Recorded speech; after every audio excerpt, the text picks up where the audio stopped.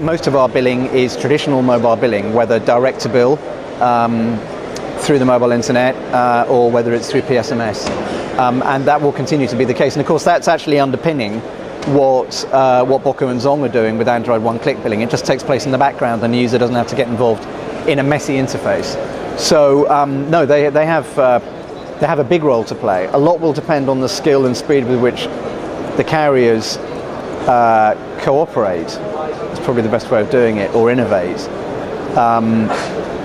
I think this is very self-serving from a Flirtomatic point of view, and one would expect a developer to say it.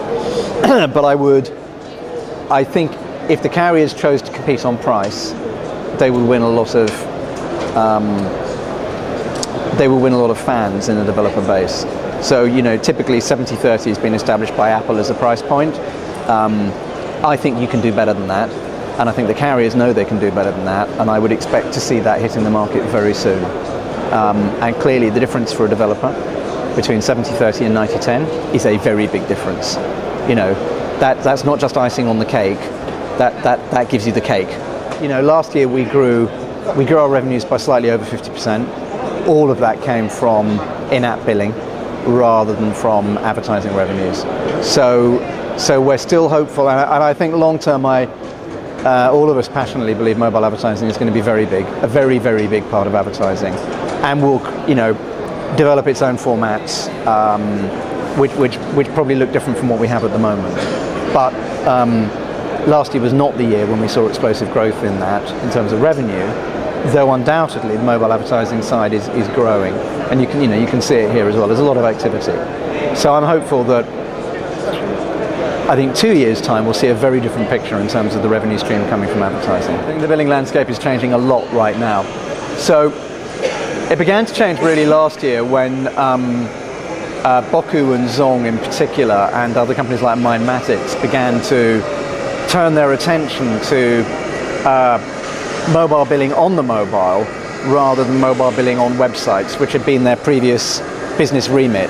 And the first we really saw that getting the light today was when they both announced, both those first two companies announced on the same day, probably not coincidentally, that they were doing what they called Android one-click billing.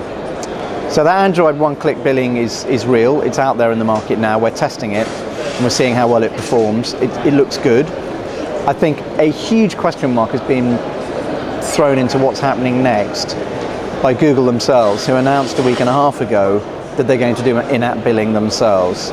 So with a little bit of detective work, we certainly found out they've integrated directly with AT&T and T-Mobile. I don't know whether that's public yet, but it, you know, definitely the news is out there. And it looks like they're, you know, one can only surmise they're working hard to connect directly with Verizon and Sprint as well. So that would be all the tier one carriers. What will happen to tier two, I don't know, in the US tier one carriers.